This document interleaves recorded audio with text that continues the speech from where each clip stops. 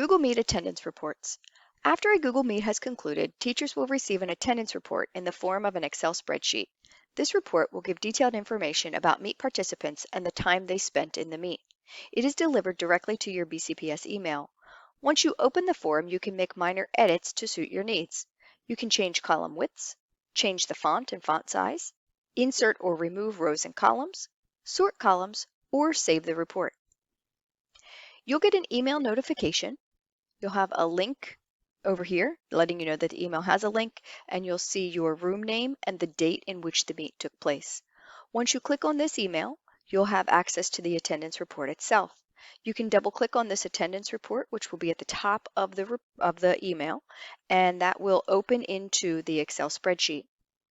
Notice that the information is kind of bunched up here in the corner, so if you don't know much about Excel spreadsheets, here's how you can make this more user-friendly. If you come up between each of these top cells, the A, B, C, D, E cells, there's a little line. You can take that line with your mouse and drag it over so that you can make the width of these cells however wide or narrow you choose so that it's easier for you to read. I don't really need this email information, so I'm going to highlight that row or that column, sorry, and I'm going to delete it. So I right click and then I can click delete and then delete the entire column. Okay, and now that disappears.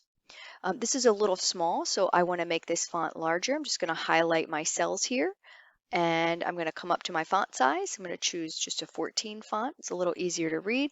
And then I want to make my titles up here stand out, so I'm going to color those a little bit of a different color in the background and maybe make those labels bold. So now I have the names of my participants. Notice it's first name, last name for each person. That's how it comes over. You cannot change that. You could make another column yourself, but it just comes in this format.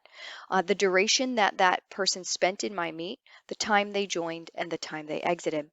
If I decide I want to sort these participants to find someone, I can click on that name category, come over to the sort and filter button here.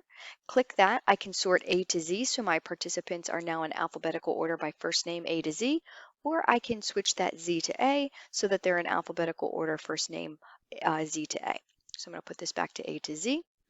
If I decide I want to give some information, maybe I want some anecdotal notes from that meet, I can make another column, make that a little longer. I'm going to put my heading in, just notes. These are my own personal notes.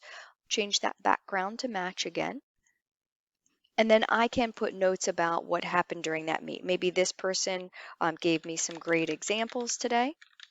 Maybe this person seemed a little more shy than normal. I want to check in with them. They didn't speak much and they normally do. And I can do that for any students where I need to make a record of something that happened in that meet. Again, these are my notes. No one else sees them. So these are anecdotal teacher notes.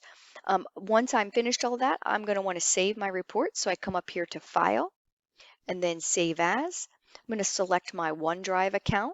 And then if I have a Google Meet folder, maybe down here I select that Google Meet folder, and then I have attendance reports in there. I can change the name of the attendance report up here if I choose. Once I have done that, I am going to click Save, and that report will save.